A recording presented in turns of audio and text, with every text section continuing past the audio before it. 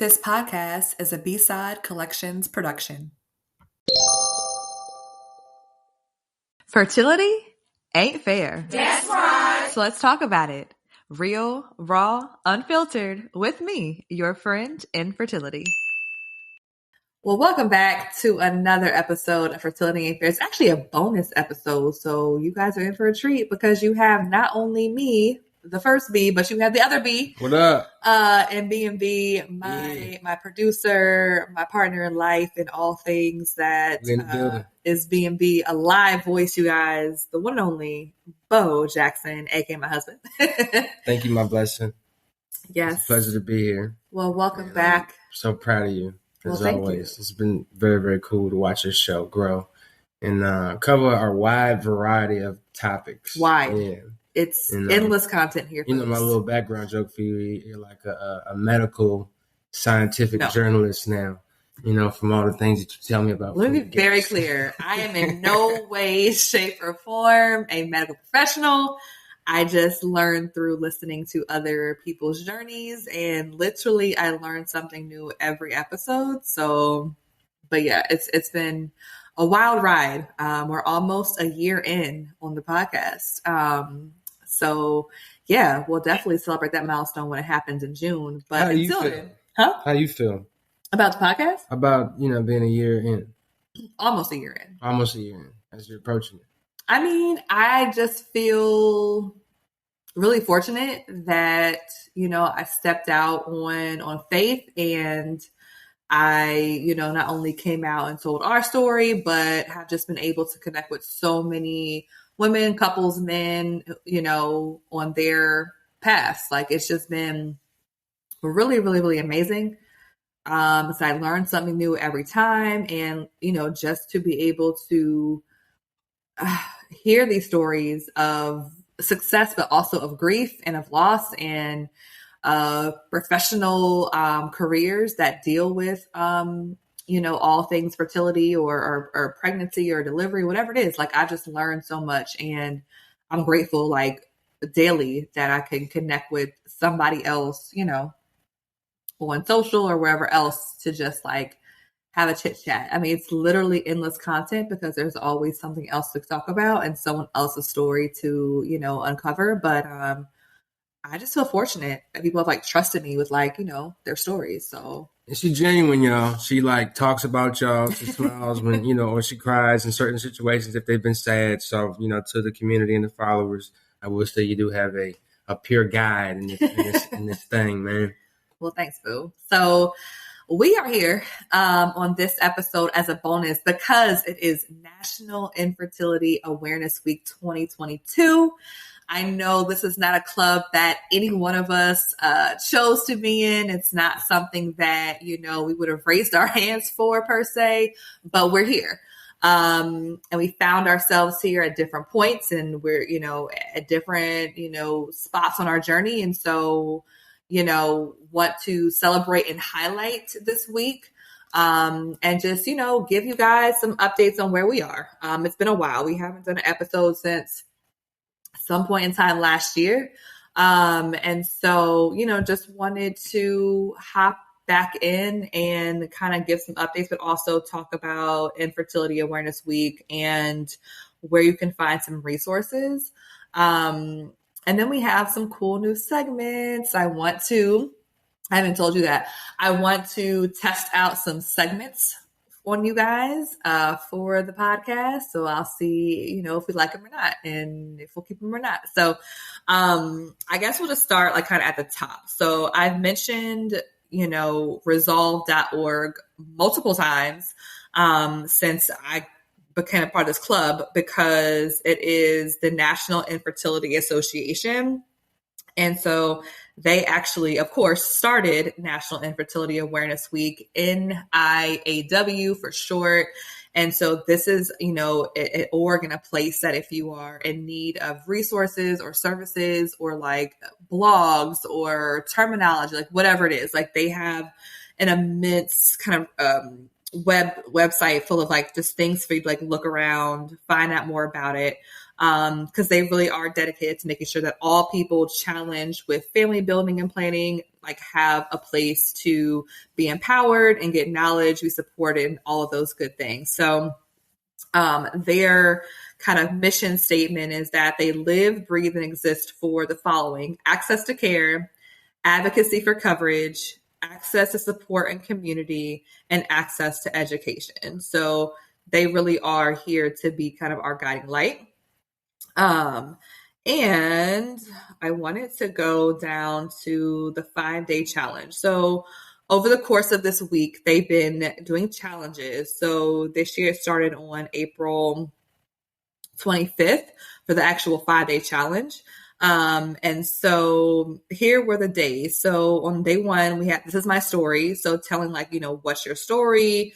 What's your struggle? What have you been through? What barriers you faced and all of that. Day 2 is we can all, and that was kind of the tagline, if you will, for this year. Like we can all do, etc. So instead of just like getting people like, I think cliches, when they're trying to plan their family or facing challenges, like what are all the things that we can do for someone else, or what can we say, or whatever, like just challenging the status quo. And we can all do fill in the blank.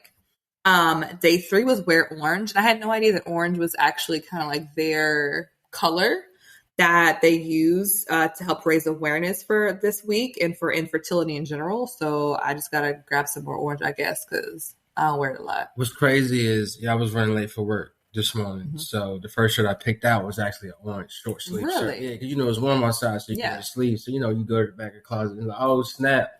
So, I didn't wear it. Maybe you should wear it tomorrow. Yeah, I will now. Boom. Yeah. Check it out. Wear orange. Break out the iron. You know what I'm saying? I'm good to go. Lord. Okay. And then day 4 was infertility is. I actually posted about that on my page. And so like, what is it for you? It could be a picture, it could be a word, it could be a statement, whatever it is. Like, what is it for you? Okay. So while we're there, so I'll ask you like, so infertility is fill in your blank. Infertility is a learning experience. Definitely that. Definitely. Yeah. Okay. That's solid. Not to be contrite, not to be sure with the answer, but to be for what it is, like it's a learning experience. You know, it can have a wide array of emotions on each topic, but you just never know depending on what you're talking about. Yeah, never know. And I feel like the more that we even learn, like literally, there's still like more. There's always more to learn. So that's definitely one. And then day 5 is I am behind the swirl. What is this? Hold on, man. I actually don't know what that means. It says, are you involved in support, if advocacy, awareness? Show us how you are behind the swirl. All right, we're gonna look that up. Okay, yeah, I don't know, guys. I'm at a loss for that. Yeah, before we have people hashtag. Yeah, I am the swirl. Because that can go a much different direction. Crazy, man. We ain't gonna do it like that. Nah, that's not what we about, man. I don't know what that means, but also on here, there is a whole toolkit for the week, so you can like find a verbiage, you can find social media posts, graphics, like all that good stuff's on here, free to you. Download it, like.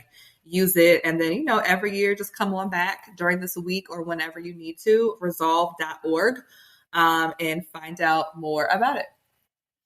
That's that. So I also wanted to kind of just talk about infertility, like from like a world health standpoint. I think it's always key that we don't assume that anyone knows any of these facts, because we're all at different points in our journey and someone could like literally just be in the beginning stages. So a couple things. Let's just give the quick definition of infertility first to start like at the baseline. So infertility is a disease of the male or female reproductive system defined by the failure to achieve a pregnancy after 12 months or more of regular unprotected sexual intercourse. I think the main thing here is that this is a medically diagnosed condition. Like this is not something that you did. This is not something that, you are cursed with. It's not something that you probably, could have prevented in some ways.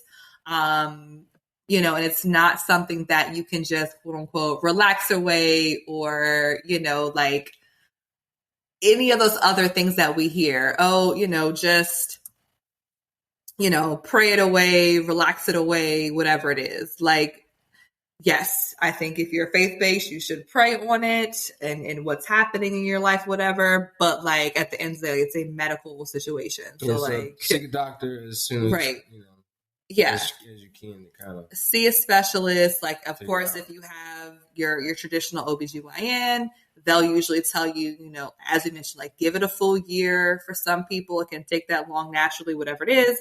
But then if there are other things happening in your body or other things that you are concerned about, like find a specialist, see a specialist, get answers, and start asking for different tests and things, or ultrasounds or blood work or whatever it is. And there's nothing wrong with, what does it say? Multiple opinions. Like if you not at all. Yeah, you know, put that out there as well. Yeah. If you're going into it for the first time. Like I'm not one of those type of people that go to the doctor often. So, you know, I'm kind of going to lean on the first one that I hear or talk to.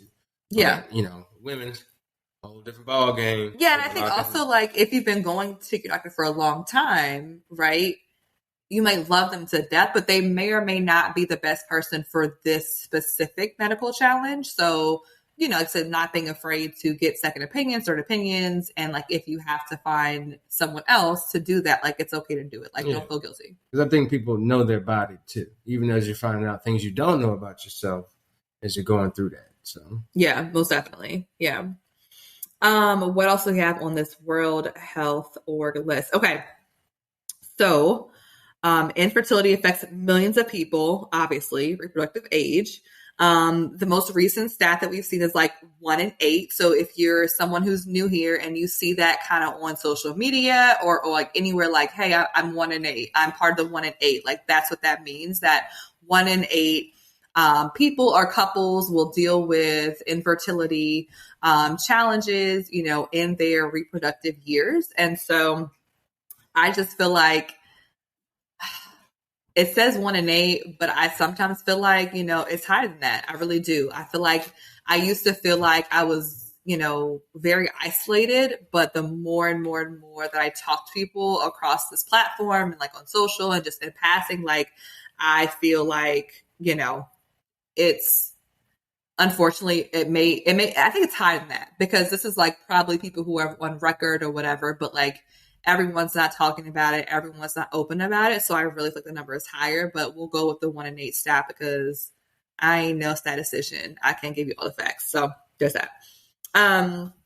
Also a key fact to remember is that it is a male and or female condition. So in the male system, infertility is mostly or most commonly caused by problems in the ejaculation of semen, the absence or low levels of sperm or abnormal sperm shape, and the movement of the sperm. So like there's a lot of different factors there. That's like 4 different things that could like affect your male fertility because everyone's like, oh, fertility, that's for females. Like, oh, no. It takes 2 to tango. So no matter if it's your partner or not, or a donor or not, or whatever it is, like it still requires multiple different things to work together across like both of the other parties, if you will. So that's that. And then the female side, we know that it can be caused by a range of abnormalities, whether it becomes, you know, your uterus, your ovaries, fallopian tubes, your endocrine system, and etc. So once again, there's lots of factors on both sides and no one is here to be your doctor. So like go find a specialist, find someone to make sure you're testing both female, you know, you and your partner, and, you know, kind of just take it one step at a time, like one test at a time, one step at a time to like find out what's going on. Yeah. Something else that, you know, I learned in this process and that is still, I think, something that's not as commonly discussed is that infertility can be defined as primary or secondary.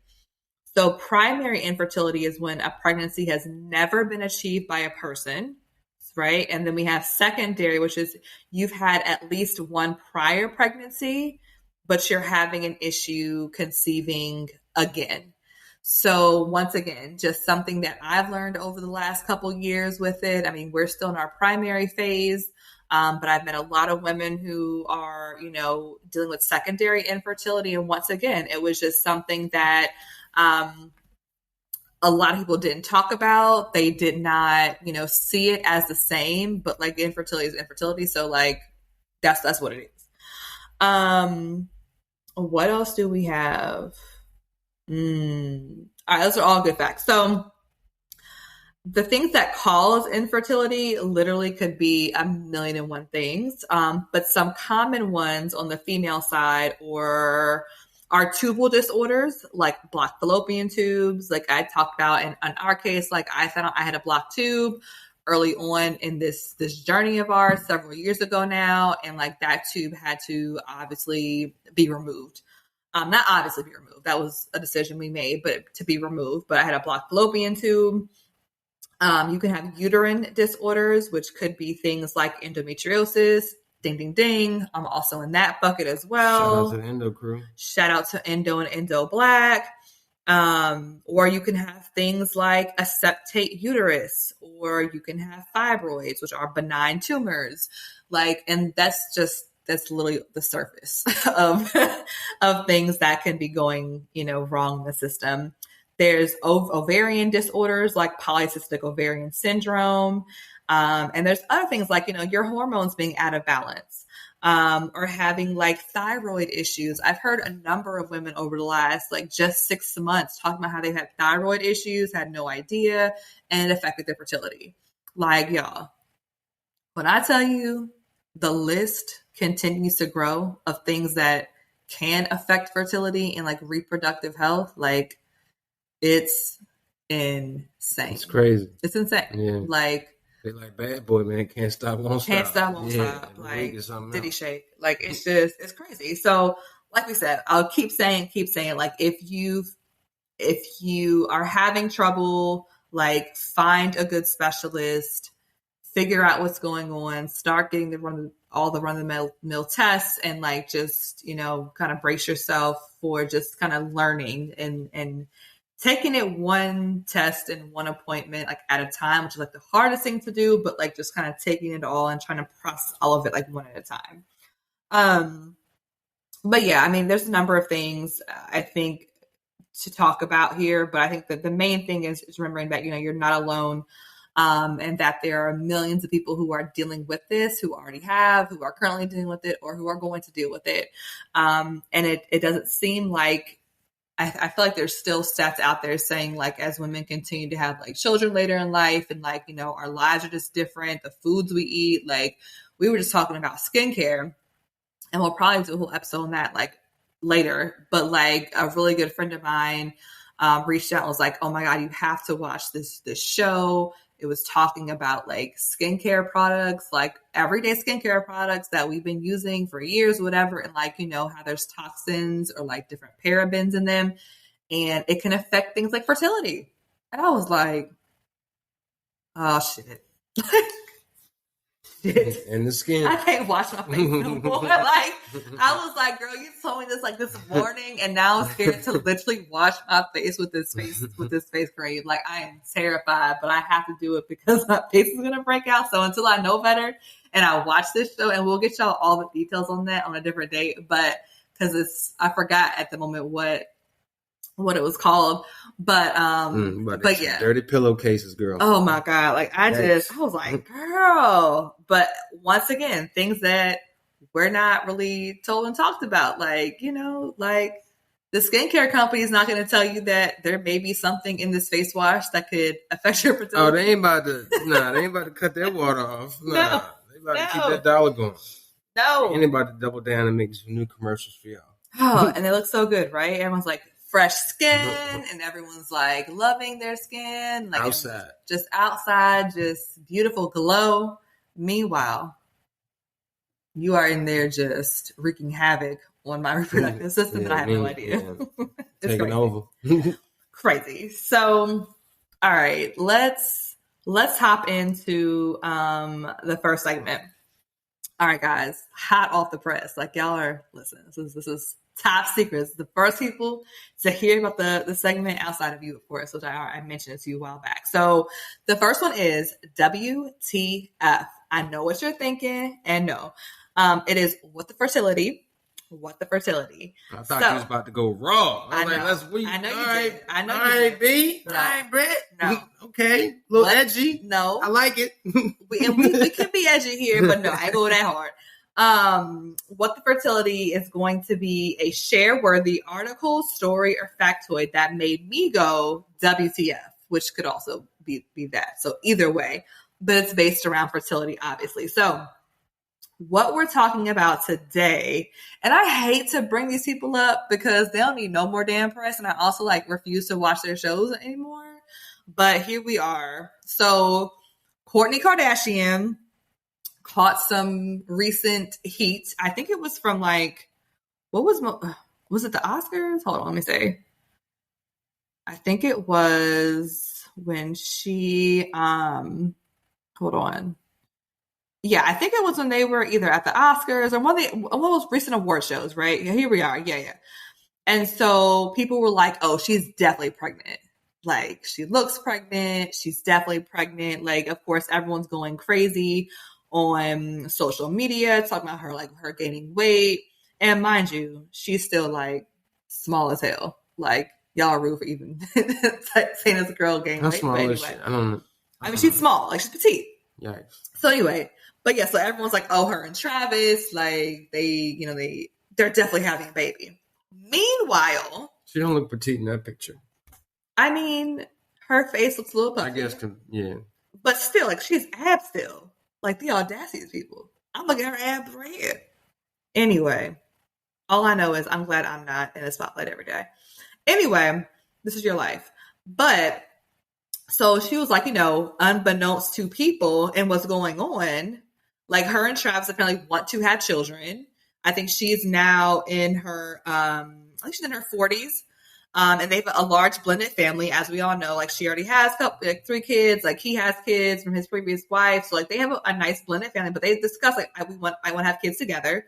So they started with, I guess, an IVF experience. And so she's saying all these rude comments people were having about me being pregnant or gaining weight. And she's like, it's a common side effect of IVF medication. And she talked about how it hasn't been the most amazing experience for them. And, to just add to the fire, here she is being ridiculed at an award show, people thinking she's pregnant or that she's gaining weight. And meanwhile, she's on medication to possibly go down the road to do IVF. And so I was just like, WTF, because I'm just so tired. Once again, you're in the spotlight. So, it's going to happen. But I just feel personally attached more to this story just because, like I said, I when we get to the point where we're doing our shots and everything, and I'm definitely going to be bloated. I was bloated before. I got bloated. We did our IUIs. You know what I mean? It lasted longer than the damn IUI lasted. And when you ate that Popeyes last week. And I'm eating Popeyes still. You damn right I'm eating Popeyes still. But but I'm eating clean most days, guys. And I'm working out. And I'm working out. You're doing amazing. But no, I'm still eating Popeyes. That's looking good, baby. That's a given. Thank you. Looking good. But yeah, so I was just like, when are we going to stop commenting on people being pregnant or not? And I say that because I had a mortifying experience a couple years ago at an event when I asked if someone was pregnant, and I never should have done that. Awful experience. 10 out of 10, don't recommend. And I will never do it again. I was one time to do it. And I was so mad at myself because we were currently going through infertility issues. And the fact that I even opened my mouth to comment on someone else possibly being pregnant, who I had not seen in a while, who I had no idea what was going on in their life, right, was nuts. But she ended up actually having a baby down the road. So I don't think they were connected. But for all I know, she was going through IVF. I don't know. Right. Well, at least that's part of it. My God. admitting and awareness, man. Oh yeah, And that's absolutely. part Like of why I am not. and also why you did the created the podcast and the show and the brand, to Yeah. spread awareness and let people know that this is kind of a taboo thing. Yeah. And hey, we all kind of mess up, man. Yeah. We're here to correct the mode, man. Correct the conversation, Joe. Correct the Like, conversation. don't stop asking or assuming or calling out someone for like gaining weight because you just don't know. And once again, not ever to assume that, oh, well, she already has 3 kids, so it shouldn't be a problem. You don't know that. You don't know that. Yeah, not even just talking about the Kardashians, just anybody in general. This is definitely a general a general chat. Like this is definitely not just for them. But I saw that and I was like, what? And also the fact that they're including like her ex or his ex-wife, like asking her, like, what do you think about them having, wanting to do IVF? Who gives a, what? Like, why are we asking his ex-wife from like, I didn't realize they got divorced like a long time ago. I didn't realize how long it had been. But like, I want to say like maybe 2008 or something. It's been a long time since they've been together. But like, man, there's neither here nor there. It's not. Like, why are you asking about, how do you feel about them wanting to do IVF? Hey, look. What? Hey, man. What? I got picked a fight with Mike Tyson in the airplane last week. Jesus. The audacity is an all-time high right now. It's always at an all-time high. The audacity. It's an all-time high. The audacity. People crazy. People are crazy. Like, that was my thing. Like, I can't. But, my heart goes out to any and everyone celebrity or not who's dealing with this. And so if that's their desire. Hopefully that doesn't trigger you if you get into those situations. Yeah. If you're dealing with that out there, just try to, I hate to tell you, take it on the shoulder, brush it off if you ever get caught out there. Or, depending on the situation. Or if you feel like it, maybe it's confronting the situation right then having a conversation. Yeah. Depending on where, I was going to get to that. Like, either way. Now, granted, you're at an award show. These things are happening on social media, not in front of you. So, like, that's different. So, you can't, like, choke slam everybody on social media, obviously, like, in your mind, but not for real. Might be more Will Smith situations out there. People might be going crazy in 2022. No. But, yeah, I mean, hey, if you all hopped up on hormones and you choke somebody at the grocery store, it could happen. It's like, you got one more time to ask me about shit before I choke you. Meanwhile, everything else going on in the world, I know. Everything else going on in the world. It's crazy. But that was something else. And also, from a while back, I think my mom sent it to me, like Mary J. Blige, like, put out either a statement or maybe it was an interview or whatever it was about how, she like chose to be child free. And like, she's like, I chose that because I just didn't want to take care of nobody else. Like, I want to move. And like, it's like, that's fine. Like, yes, we're talking about infertility week and all of that stuff and how we obviously desire to have a child, but like, also I'm here for anybody to have, the right without any reservations to like make whatever decision they want to make for themselves. Like, whether it is with marriage or children or not, or adoption or not, like whatever it is, like however you first see your life, I feel like you should be able to do it the way you want to do it. And like, once again, you're not any less of an amazing woman because you don't have children or because you choose not to have kids. Like, cut it out, y'all. Cut it out. Like, that's her choice. That's her body. That's her life. And it's Mary J. Blige, everybody. Like, leave it alone. Guess what she's done? A lot more than all of us in her lifetime. So that's that. Okay. So moving on to our next segment, From IG with Love. So obviously spending a lot of time on social media and on the Fertility Ain't Fair platform. Make sure you follow us if you haven't already on Facebook and Instagram at Fertility Ain't Fair. But I find a lot of different, posts that I love and I save them for later or I post them, I tag the person. So I don't get to repost all of them, but I want to find some of the best posts, memes, and shares from around the fertility social media community and share with you guys. So this one came from at Miss Jennifer Robertson. So shout out to you, whoever you are on social media. And her IG post reads as follows: Dear Infertility, can you please step the fuck away so I can get going with my life? Period. So that was that from IG with love. And that's how I feel sometimes. Like, can you just go away? Could you just stop playing with my life? Stop playing with my body. Stop playing in my face. Like, I just want to like get certain things going, or I want to move past certain things. And like, could you just cut it out, infertility? You just want to like have a meeting with her and tell her like, girl, we've had enough. Or choke slammer. Choke slam her. We've had enough. We're sick of you. We're sick of you. We want to evict you from our lives. Like, we want you out of here. But thank you, Miss Jennifer Robertson, for posting that on IG.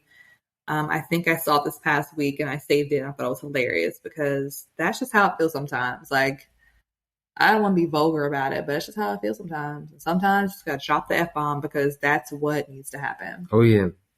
That's where we're at. So during this week, we also want to give you another segment that is called B's Breakdown. And since we're obviously both B, we go by B and B. We wanted to give y'all update. What'd you say? Boom. Boom. An update as to where we are in our journey. Because it's been a while, y'all. Like, we haven't really had a lot of updates like the end of last year of 2021, just because we were waiting on insurance to kick in for this year. So here we go. So boom, top of the year, I was able to get on Hubby's insurance, which did, as we knew from last year, have some built-in coverage for fertility treatments and things. We didn't know to what extent. We didn't know any of that. So that was the first step, was, getting back in there. We had to get like our labs done, blood work, all of that usual stuff, kind of like, start from the top, see where everything was, and then had to start getting like authorizations from insurance. So we were told like it might take like, maybe like 10 to 15 days maybe to come back on that.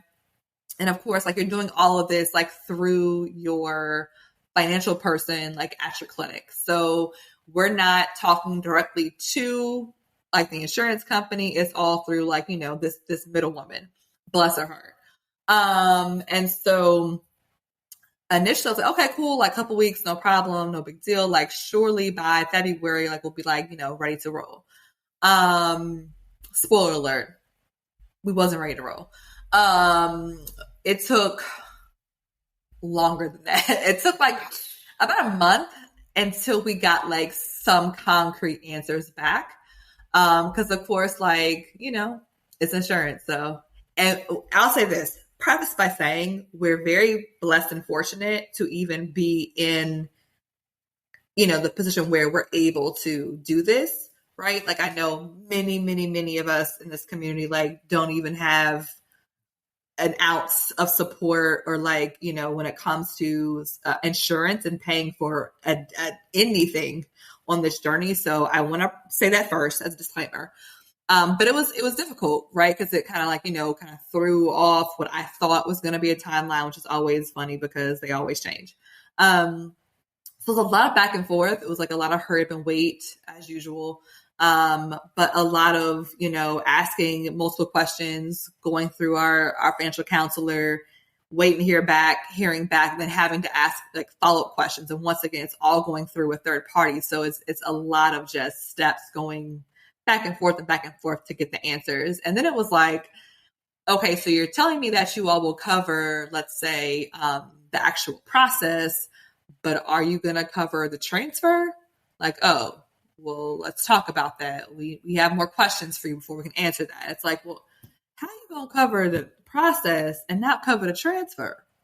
Like, or are you going to cover fresh embryo transfers versus frozen transfers? It's just been a lot. So I think we're in a place now where we know up to this point what will be covered, what won't be covered.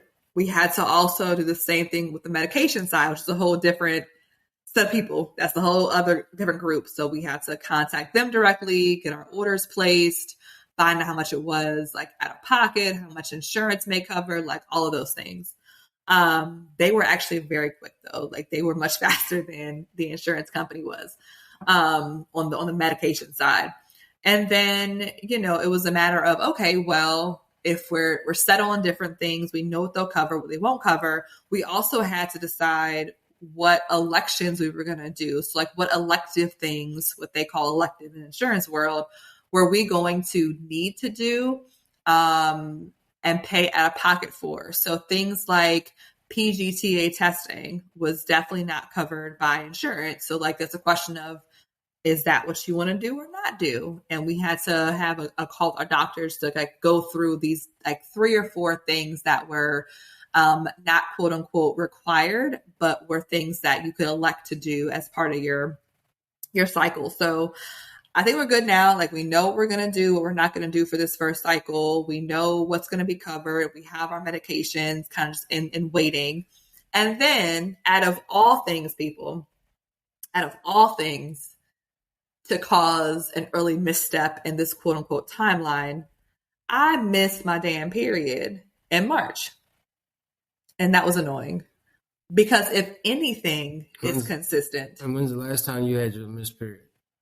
Last May, which was never. Right, exactly. I had one missed period in my life in May of last year. And then I missed in March of this year, so last month. And I was just like, no way. And of course, there's that little sliver of hope that you're like, I missed a period. Maybe I'm pregnant naturally. Maybe it happened. Like God brought us all the way to this point to start IVF, and then boom, it naturally happened. So of course, there is that little glimmer of hope. But in my mind, I was like, let me just take a test anyway. Okay, I knew it was negative. Okay, it's negative. Whatever. Okay. So, and yeah, it was like, okay, well, surely it might come in a couple of days. Never came. And then by last week, I was like, yo, I need to go back to the doctor because I'm on like cycle day 50 something. And what's happening here? Because then my mind went like left and was like, okay, well, why is it not happening? What's going on? Is there another condition happening? Like, what is it? A whole black hole of like, well, what could it be and why is it not happening if it doesn't happen? And I was Googling like, can you still do IVF without a menstrual cycle? Like, if you don't bleed, but you're ovulating, could you still do it? Like a million things I was looking up. But then here she came. So then it was like, okay, now we're back on quote unquote track. But so now we're at the point where starting at the end of this week, we will be monitoring ovulation for the next however many days. And then, hopefully I ovulate naturally on my own this cycle. And then from there, I think we'll go into wearing a patch of some sort. I need to look it up again. And then I think when my next cycle would start, fingers crossed, it's back on track now. I would go in for my baseline to figure out if we would be given the green light to start stems and our shots and everything. So, it's been interesting. If you would have told me, like, I was so ready, top of January, I was like, oh, I can just feel it. Like by spring, we'll be pregnant. So if you would have told me that at the end of April going into May that we wouldn't even have started anything in terms of like actual meds, I'd be like, there's no way in hell. But here we are. So like that's kind of our update. Our timeline could look like, a retrieval sometime in May or June.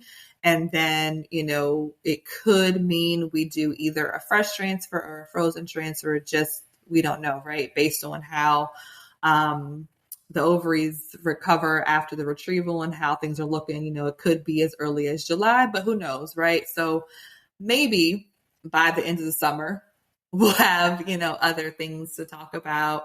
But yeah, I mean, my plan is to keep getting y'all updates, and we're definitely going to record, all of our shots and all of that stuff, and give updates on social media. So, but yeah, I mean, that's where we are. It's been interesting. Just going through this process already, it's just been kind of, mentally exhausting just to kind of get to the point where you're just like, okay, can we get started already? Like, damn, I just want to start the shots. Like, I'm not even worried about that. Like, I know people like, oh my God, how are you going to manage? Like, oh my God, it must be so much. So I'm like, I ain't even worried about taking these shots to the to the womb. Like, I'm so ready to shoot this body up with drugs. Like, for real. Like, I am so ready. And I'm just like, give me all the drugs. Give me all the drugs. Let's go ahead and shoot this womb up. Like, let's do it. Like, I'm ready. Look at you. I mean, that's where we're at, y'all. That's the B's breakdown for this episode. What else you got? How you feeling? I'm good, baby. Rocking and rolling. Yeah. Like you, with you every step of the way, I would probably say my theme of what's been going on has probably been patience. And you always kind of give my props. I have patience, but I probably say it's been probably tested a couple of times throughout this, which has been kind of weird because, like you said, you've been dealing with so much over the years. In addition to everything else going on, you're still in a pandemic out here. People still catching corona. A pandemic? Nah, I was... Nah. A pandemic? Wasn't no fumble there. A pandemic? Still 2022 in the pandemic. But you still gotta watch out for corona and everything else that's going on. In addition to everybody else's personal things that's in their individual lives. But yeah, that's why I said it's been kind of weird because most of the time so much else is just crazy where you kind of don't. You have your moments and then it's like, all right, bam, work's crazy or other family matters and stuff that's going on. Yeah. But that's all I really got, man. Thank you for your input, sir. Yeah, no problem. Well, I mean, we'll wrap it up. Like I said, this was we wanted to do an episode to recognize and honor this week and, still being in this journey of the 1 in 8. And we'll keep y'all updated on what's happening with B&B over here. But until next time, I'll catch y'all on the next episode of Fertility Ain't Fair.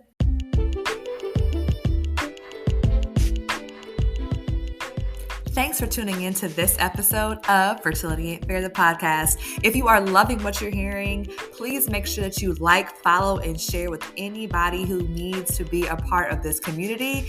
All journeys are welcome. Also, follow us on social media at Fertility Ain't Fair on Facebook and Instagram, and check out our website at fertilityaintfair.com.